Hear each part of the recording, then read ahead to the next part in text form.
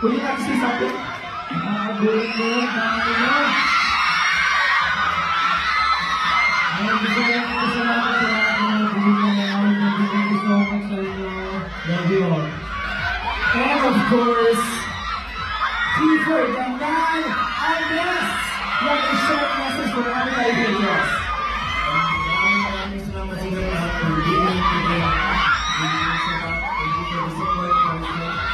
Woohoo! There we go. Maraming so one more time for the cast of Amotel Section E! Yes, yes, yes. At dahil dyan, makakasama pa natin sila maya-maya ng mga Azir dito backstage. Maraming salamat. Thank you so much. Guys, mahaba yung araw natin. Pero bago tayo umalis guys, photo opportunity with everybody here.